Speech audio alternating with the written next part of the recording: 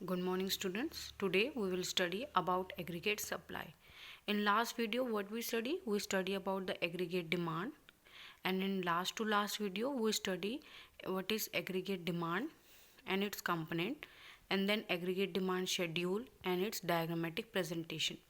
Now we will study what is aggregate supply, component, schedule and diagram. You can see the what is the meaning of aggregate supply. Aggregate supply का मतलब है कि आने वाले साल में हमारी कंट्री में या हमारी इकोनॉमी में प्रोड्यूसर कितने फाइनल गुड एंड सर्विसेज को सप्लाई करेंगे।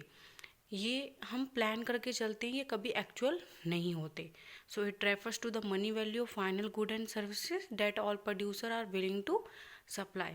Aggregate supply is always equal to national income. In national income या इनकम का सिंबल क्या है, वाई है, और एग्रीगेट सप्लाई का A S. So A S is equal to Y. अब एग्रीगेट सप्लाई नेशनल इनकम के इक्वल क्यों होती है? देखिए, हम फाइनल गुड एंड सर्विसेज को सप्लाई कर रहे हैं, यानी आउटपुट को सप्लाई कर रहे हैं। टोटल आउटपुट आया जो कि फैक्टर्स और प्रोडक्शन ने मिल के बनाया। उसको हम जो टोटल आउटपुट आता है वो हम डिस्ट्रीब्यूट कर देते हैं फैक्टर्स ऑफ प्रोडक्शन में।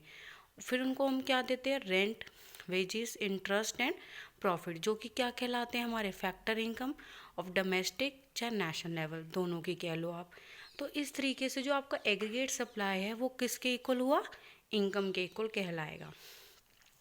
नाउ एग्रीगेट सप्लाई के दो कंपोनेंट्स होते हैं, कंजम्पशन एंड सेविंग। यानी इनकम का जो भी आपके पास इनकम आती है उसका कुछ पार्ट आप कंज्यूम करते हो और कुछ पार्ट आप सेव करते हो।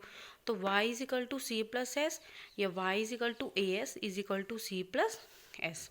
अब हम इसके शेड्यूल की तरफ बात करते हैं। y 0, 100, 200, 300, 400 सी।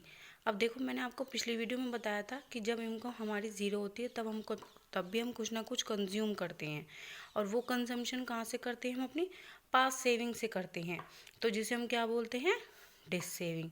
जब हमारी इनकम थोड़ी सी बढ़ी फिर हमने अपना कंजम्पशन बढ़ा दिया। जब हमारी इनकम 200 हो गई तब हमारी जो कंजम्पशन क्या हो गई, 200 हो गई। अब हम सेविंग को देखते हैं। देखिए, y equal to C plus S है, हमें यहाँ से s निकालना है तो y माइनस सी कर देंगे। 0 माइनस 40 माइनस 40, 100 माइनस 120 माइनस 20। तो यहाँ आपने इन दोनों शेड्यूल में ध्यान दिया होगा कि जब आपकी इनकम छोटी होती है कंजम्पशन से, यानी कंजम्पशन बड़ा है हमारा देखो और इनकम छोटी है, तो उस केस में हमारी सेविंग क्या होती है, नेगेटिव होती है। और जब हमारी इनकम और कंजम्पशन जितना भी हम कमा रहे हैं अगर सारा का सारा हम कंज्यूम कर लेंगे तो हम सेव तो कुछ नहीं करेंगे, तो सेविंग क्या होगी हमारी, ज़ीरो। मैंने आपको लास्ट वीडियो में ये भी बताया था कि इनकम हमारी ज़्यादा रेट से बढ़ती है एज़ कम्पेयर टू कंजम्पशन, क्योंकि इनकम का कुछ पार्ट हम एक लेवल के आने के बाद सेव करना स्टार्ट करते हैं। देखो, हम सेव कर रहे हैं ना, ज़ीरो के बाद हमने सेविंग स्टार्ट कर दी है। ए एस कैसे निकालते हैं, C plus S. 40 plus minus 40 is equal to 0, 120 minus 20 is equal to 100, 200 plus 0 200, 280 plus 20 300, 360 plus 40 is equal to 400। अब हम इसके डायग्राम की तरफ बात करते हैं। ये यहाँ हमारी वाई एक्सिस है consumption and saving, x axis पे हम इनकम लेंगे।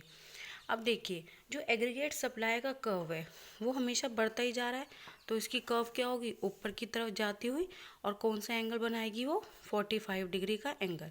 अब ये 45 डिग्री एंगल का मतलब क्या है, इस 45 डिग्री का एंगल ये बताता है कि अगर हम एग्रीगेट सप्लाई के किसी भी कर्व को देखें, यहाँ पे देखें, इस पॉइंट पे देखें या इस पॉइंट पे देखें, ये हमें क्या बता रहा है कि y is equal to C plus S ही बता रहा है कि कंजम्पशन प्लस सेविंग। हर पॉइंट पे आपको कंजम्पशन तो मिलेगा ही मिलेगा।